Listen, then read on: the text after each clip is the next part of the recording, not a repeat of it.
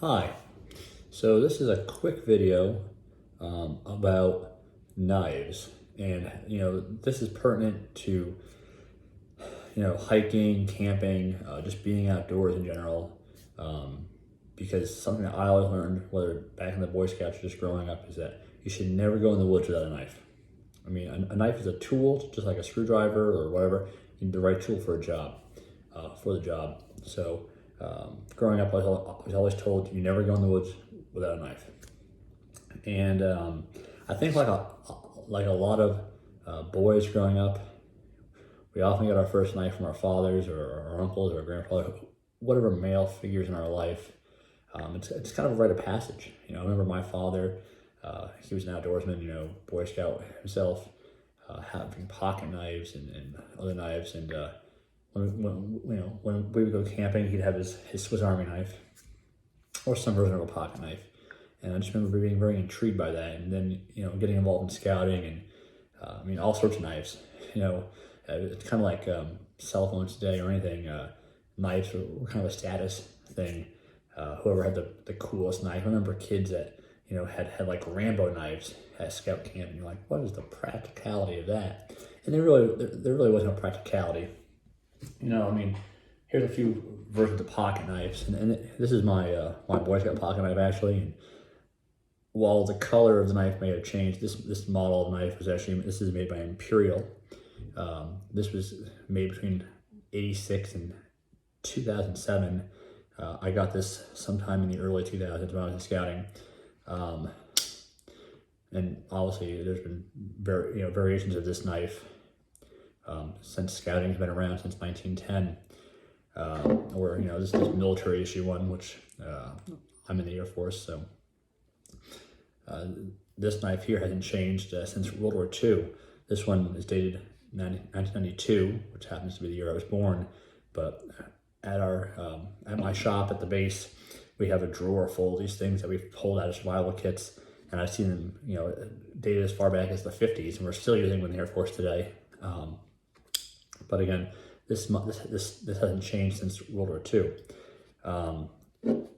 A kid might get something like this growing up, and eventually, a knife like this has a can opener, it has a screwdriver, has a bottle opener. There's a practicality for a knife. So I want to talk about two knives in particular, because I think sheath knives have they kind of got a bad rap. You see a lot of folding blade knives, large ones, small ones. But before those days of folding blade knives, you had sheath knives. And I want to talk about older knives. You can go out to Walmart, Cabela's, Dick's Sporting Goods, LL Bean, and buy a lot of cool looking knives. You can go online and buy a lot of cool new knives, K-Bar, all these different knives. But there's something to be said about using and having a classic knife. It's just like tools, right? You can walk into Home Depot, Lowe's, and buy a brand new toolkit today. Brand new tools. I'm the kind of guy, I have to go to yard sales, antique, stores, flea markets, swap meets, and buy my tools, because the screwdriver hasn't changed since the beginning of man. A screwdriver from 1920 is still just as good as a screwdriver from 2020. So I have two knives here, and they're actually made by Western Knife Company of Boulder, Colorado. And while the company doesn't exist anymore, it was founded sometime in the late 1800s, and it was absorbed, was bought out by Coleman in 1983. They made a lot of knives, and there's two model knives here, which I'm particularly fond of. And I'll tell you, they're the exact knife, but they differ in some ways. So, little backstory, talked about the Boy Scouts a second ago. Prior to World War II, during the 1930s, the Boy Scouts sheath knife, because there was a whole variety of manufacturers who have made the pocket knife over the years. But the sheath knife, before World War II, was made by Buck. And they had two models of it. There was a large model and a small model. And then after World War II, starting in 1948 until 1979, Western Knife Company made the sheath knife for the Boy Scouts. And before we get talking about that, we have to talk about a knife called the L66. Now the L66 is the same model as the Boy Scout sheath knife. This one's beat up a little bit, the finger guard is bent, but it's the exact same knife. Now the history of the L66 goes back to 1941, and Western patented this model of knife. They came out with this model, and then during the war, while Western did make knives for military purposes, the L66 was not one of them. It could be bought by a GI at the BX or the PX, but it was not a military issue. And then in 1948, the Boy Scouts model came out. Again, it was between 48 and 1979. And how this differs is on the blade, you can see the Boy Scout emblem. And it also says, Official Boy Scouts of America, right here. Now you can date the Western knives by what it says back here, and this one dates from the the 50s to the early 60s. This model of Western knife, L66, really doesn't show up that great, is from the 60s to the 70s. And all L66s will be stamped someplace with L66 on it. Same knife. And you know, these have about a 4.5-inch blade, leather handles with different colored washers, aluminum, I want to call it a butt plate, but excuse me for knowing the technical terminology for it. But these are really great knives, and you know, my father still has his original Boy Scout model.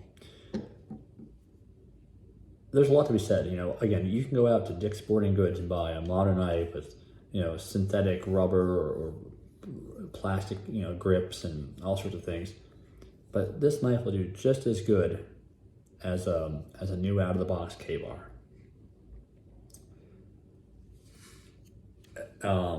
Now, these two models I picked up recently, the later model L66, which again, made from 1941 until 1983 when they were bought by Coleman, and then they were manufactured under a Coleman Western contract until about 1988.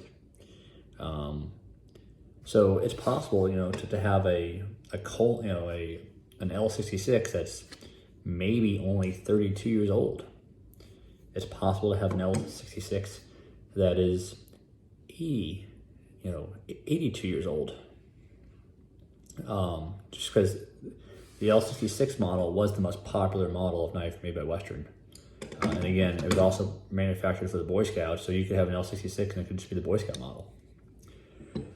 The sheath changed a little bit over the years. This is the one for the Boy Scout model, and it's a bit beat up. There should be a little retaining piece there that has the Boy Scout button on it that's missing. And then the Boy Scout sheath has the square knot on the leather. For the regular Western knives, it would just have decorative leather work on there. They obviously changed the sheath a little bit to enlarge it. I mean, these are the exact same size, roughly. Sometime in the in the 60s, I'll probably end up just going out and buying a different sheath so I can actually carry these.